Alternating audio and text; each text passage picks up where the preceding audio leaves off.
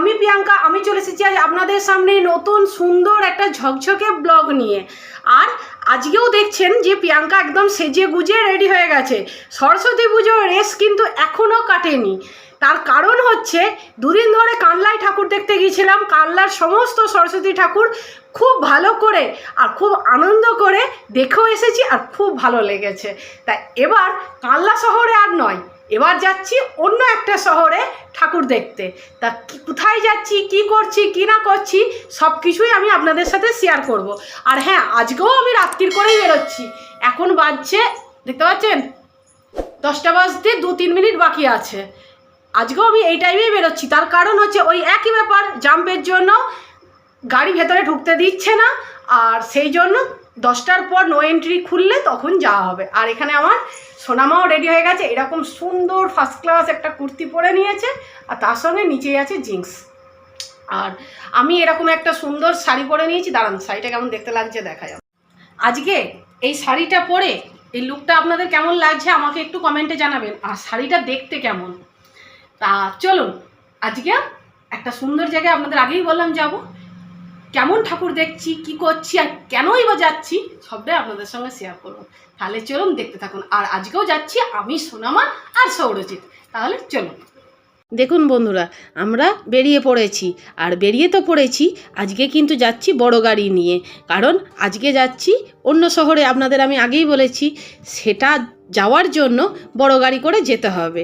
আর সেখানে যাওয়ার পর আবার ঠাকুর দেখার জন্য অন্য ব্যবস্থা রয়েছে। আর দেখুন, রাস্তায় যেতে যেতে কতগুলো সুন্দর সুন্দর মণ্ডপ চোখে পড়ছে। কি বড় বড় আর কি সুন্দর দেখতে লাগছে, দারুণ মিউজিক বাজছে। আর তার সঙ্গে ছোট ছোট সুন্দর সুন্দর মেলাও রয়েছে।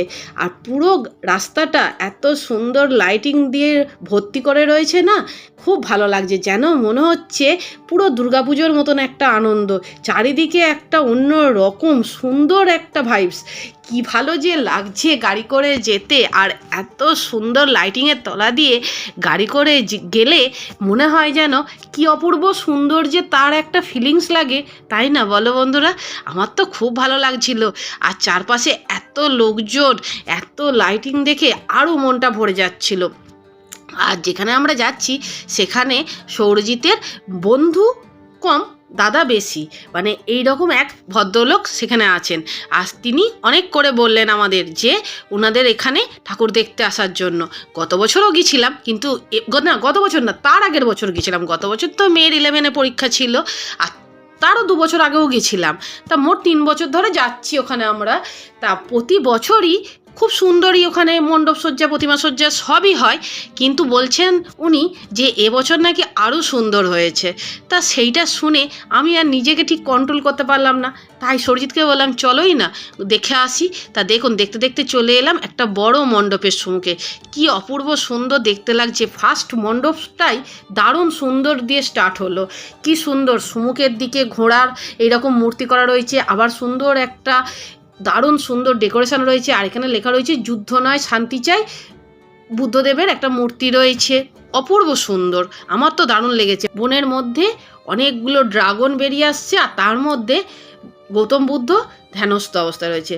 আমার দেখে থিমটা দারুণ লাগলো। আর চারিদিকটা এত গর্জেস, এত সুন্দর দেখতে লাগছে। লাইটিংয়ের সঙ্গে মণ্ডপ সজ্জাটা দারুণ সুন্দর লাগছে। চারিদিকের অ্যাম্বিয়েন্সটা এতটাই সুন্দর, আমার অপূর্ব সুন্দর লেগেছে। আর এখানে মা সরস্বতী দারুণ সুন্দরভাবে দেখুন অন্য একটা থিমে পূজিত হচ্ছেন। দেখে যেন মনে হচ্ছে পুরো পিতলের, মায়ের মূর্তিটা পুরোটাই পিতলের মনে হচ্ছে। তারপর ওইটা দেখার পর খুবই ভালো লেগেছিল। তারপর চলে এসেছি আরেকটা মণ্ডপে। এই মণ্ডপটাও বিশাল বড়, কিন্তু ভেতরের ডেকোরেশনটা পুরোটাই সোলার উপরে নকশা করা।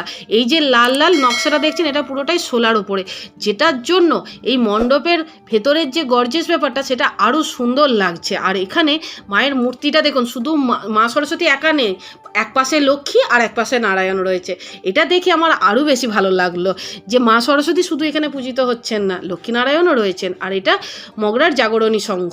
আমার খুব ভালো লাগলো এই মণ্ডপ সজ্জাটা। আর তার সাথে এই মণ্ডপের পাশে একটু একটু ছোট্ট করে মেলাও বসেছে, কত রকমের সুন্দর সুন্দর দোকানও রয়েছে। চারপাশটা আমার বেশ ভালো লাগলো, কত লোকের গ্যাদারিং দেখুন, আমার তো দারুণ লাগছে এত লোকজন দেখে, সত্যি তাই। আমি ভাবছিলাম কানলা থেকে ওখানে যাচ্ছি, হ্যাঁ ঠিক আছে, কিন্তু সেই রকম আনন্দ হবে কিনা। খুব আনন্দ হয়েছে। আর এখানে সোনামা একটা এগরোলও খেয়ে নিল, শুধু সোনামা না, সৌরজিৎ খেয়েছে, ওই দাদাও খেয়েছেন। তা ওরা একটু খাওয়া দাওয়া করে নিল, কারণ অনেকটা ঘোরাঘুরি হয়ে গেছে। তারপর দেখুন আবার বেরিয়ে পড়েছি, আর পুরো রাস্তাটা কিন্তু আমাদের ওখানকার মতন মানে পুরো লাইটিং দিয়ে দিয়ে ভর্তি করে রয়েছে। তারপর চলে এসেছি আরেকটা মণ্ডপে। এই মণ্ডপটাও দূর থেকে দেখতে দারুণ লাগছে, দূর থেকে দেখতে তো ব্যাপক লাগছে। চলুন এবার ভেতরের দিকে যাই, ভেতরে আরও কতটা সুন্দর চমক রয়েছে দেখুন। আর সামনে এই ফোয়ারাটা দারুণ লাগছে, এখানে একটু ছোট্ট করে পিক তুলে নিলাম। আর সেই ভূতের রাজা দিলবরের সেই রাক্ষসটা ওই রকম একটা মানে রাখা রয়েছে, থিম মতন করা আছে, তা দারুণ লাগলো আমার ওটা দেখে। আর এই মণ্ডপসজ্জাটা দারুণ সুন্দর, এত সূক্ষ্ম সূক্ষ্ম এখানে মণ্ডপসজ্জার কাজ না, দেখে সত্যিই চোখ ধাঁধিয়ে যাচ্ছে। আমাদের এখান থেকে এতটা দূর থেকে যাওয়াটা সত্যিই সার্থক হয়েছে। আমরা কোথায় গেছি বলুন তো? মগরায় ঠাকুর দেখতে। মগরার ঠাকুর এখন দারুণ সুন্দর সুন্দর মণ্ডপসজ্জা, প্রতিমাসজ্জা, আলোকসজ্জায় একদম দারুণভাবে জমজমাট হয়ে উঠেছে। এখানে মায়ের মূর্তিটা দেখুন কি অপূর্ব লাগলো না বলুন। এরপর চলে এসেছি আর একটা বড় মণ্ডপে, দেখুন কি সুন্দর মিউজিকের তালে তালে লাইটিংটা হচ্ছে, কিন্তু মিউজিকটা আপনাদের আমি শোনাতে পারলাম না। দারুণ সুন্দর লাগছে অ্যাম্বিয়েন্সটা, এতটা অপূর্ব যে কি বলবো আপনাদের, আমার সত্যি খুব ভালো লাগছে। আর এই পুরো মণ্ডপটা না কি দিয়ে সাজানো বলুন তো? প্লাস্টিকের চামচ দিয়ে। এই দেখুন সাদা সাদা প্লাস্টিকের চামচ, যেগুলো আমাদের মেলাতলাতে চাউমিন বা কোনো মোমো খেলে যে চামচগুলো দেয়, সেই চামচ দিয়ে। আর এখানে মা সরস্বতী বিদ্যাদান করছে, আর সেখানে এসেছে হনুমান, নানা রকম পশু পাখি পেঁচা, কেউ বাদ নেই, সবাই এসেছে মা সরস্বতীর কাছে বিদ্যা নিতে। আর পাশে দেখুন একজন মা তার সন্তানকেও নিয়ে আসছে মা সরস্বতীর কাছে। এই থিমটা আমার দারুণ লেগেছে, মাথায় কলসি, অপূর্ব সুন্দর। আর প্রত্যেকটা মণ্ডপের সঙ্গে উগরি পাওনা হিসেবে কি আছে বলুন তো? এই রকম সুন্দর ছোট্ট করে একটা মেলা, যে মেলাগুলো ঘুরতে আমার তো খুবই ভালো লাগছিল, আর আমার সোনামায়েরও খুব ভালো লাগছিল। তা মেলা ঘুরতে ঘুরতে একটু দেখছিলাম ওই ক্লিপ, তারপরে একটু কানের, একটু হার, এগুলো একটু দেখছিলাম। আর এখানে আবার 100 টাকা করে ব্যাগ বিক্রি হচ্ছিল, সেটাও একটু নাড়াচাড়া করে দেখে নিলাম। তারপর চলে এসেছি আরেকটা মণ্ডপে। দেখেছেন একটা মণ্ডপের থেকে আরেকটা মণ্ডপ কিন্তু কোনো অংশে কম যাচ্ছে না, দারুণ সুন্দর বড় বড় মণ্ডপ। আর এখানে মণ্ডপের থিম হচ্ছে নারী শক্তি। এখানে এই মণ্ডপের ওপরে সমস্ত যে ছবিগুলো রয়েছে, ঝাঁসি রানী লক্ষ্মীবাই, প্রীতিলতা ওয়াদেদার, ইন্দিরা গান্ধী, সমস্ত আমাদের দেশের যে মহিলারা আছেন মানে ছিলেন,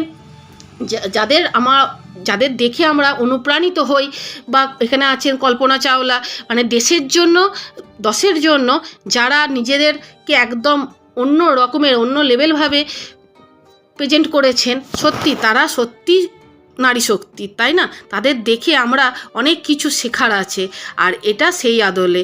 তা দেখুন মণ্ডপের ভেতরটা যেমন গর্জেস, তেমনি মায়ের মূর্তিটাও অসাধারণ গর্জেস, দারুণ সুন্দর, অপূর্ব। আমার তো চোখ ধাঁধিয়ে গেছে, এত সুন্দর সুন্দর মণ্ডপ সজ্জা, সত্যি না আসলে যে কতটা মিস করে যেতাম, সেটা ভেবেই কতটা না আমি মানে ভাবছি, এক সময় হতাশ হয়ে যাচ্ছি, এক সময় যে না গেলে আমি কত বড় মিস করতাম। আর এই দেখুন এই যে সমস্ত পুরো রাস্তাটা জুড়ে যে এত আলোকসজ্জা, এই সমস্তগুলো আমি শুনলাম চন্দননগর থেকে লাইটিংগুলো এনেছেন এনারা, মানে এক একটা ক্লাব সেই হিসাবে, তা দারুণ সুন্দর। আর আমরা যে দাদার ওখানে গিয়েছিলাম, সেই দাদা সমানে মানে যতগুলো এই মণ্ডপ আমরা ঘুরলাম, উনি সমস্তটা আমাদেরকে ঘুরে ঘুরে দেখালেন। আর গাড়ি করে করে, মোটর সাইকেলে করে, জানেন তিনি আমাদের জন্য আরেকটা মোটর সাইকেল রেডি করে রেখেছিলেন। আমি আর সৌরজিৎ একটাতে গেছি মোটর সাইকেলে, আর উনি আমার মেয়েকে নিয়ে গেছেন একটা মোটর সাইকেলে। তা সমানে এই অনেকটা মানে গভীর রাত পর্যন্ত আমরা সমানে এই এক একটা মণ্ডপ থেকে আরেকটা মণ্ডপ ঘুরে বেরিয়েছি। একটু ক্লান্ত বা একটু বিরক্তিবোধ কোনোটা নেই, একেবারে উনিও অসাধারণ একটা মানুষ, আমার তো খুব ভালো লেগেছে ওনার সঙ্গে কথা বলে, ওনার ব্যবহার এত ভদ্র। আর তারপর চলে এসেছি আর একটা বড় মণ্ডপে। এই মণ্ডপ সজ্জাটা দারুণ সুন্দর, পুরোটা প্লাস্টিক দিয়ে, জানেন প্লাস্টিকের ওপরে বোতলটা আর ওপরে সিলিংটা দেখুন, যেটা একদম চোখ ধাঁধানোর মতন সিলিং, আমার তো দারুণ লেগেছে। পুরোটা হচ্ছে প্লাস্টিক দিয়ে।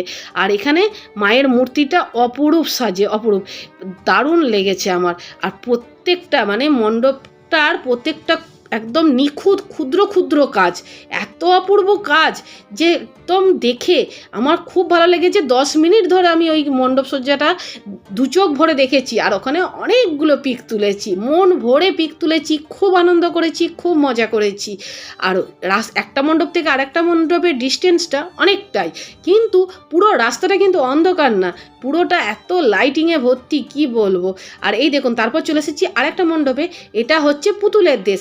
এটা ছোট্টর ওপরে মণ্ডপটা, মানে বাইরে থেকে খুব ভালো করে মণ্ডপটা ছবি তোলা যাচ্ছে না বা ভিডিও করা যাচ্ছে না, কিন্তু মণ্ডপের ভেতরের ডেকোরেশনটা আর মণ্ডপটা দারুণ সুন্দর। এখানে মা সরস্বতীকে দেখে আমার খুব ভালো লেগেছে, ঠিক অনেকটা সেই জগদ্ধাত্রী ঠাকুরের মতন ডাকের সাজ না বলুন, আমার তো খুব ভালো লেগেছে। এই রকম সাজে মা সরস্বতীকে দেখে আমার সত্যি ভালো লেগেছে, মন থেকে আমার এত ভালো লেগেছে যে আমি আপনাদের ভাষায় প্রকাশ করতে পারলাম না। এতগুলো সরস্বতী ঠাকুর দেখেছি, কানলাই দেখেছি, এখানে দেখেছি, কিন্তু এই সরস্বতী ঠাকুরের মুখটা আমার সবথেকে বেশি ভালো লেগেছে এখানে। আর তারপর দেখুন এখানে রাস্তার লাইটিংটা, সেটা নিয়ে তো কোনো কথাই হবে না। এরপর চলে এলাম আর একটা মণ্ডপে, দেখছেন কত বড় বড় এখানে মণ্ডপ, আর অনেকটা রাত্রিরে আমরা গেছি তো তাই অনেকটা ফাঁকা ছিল, তাই গ্যাদারিং ব্যাপারটা ছিল না।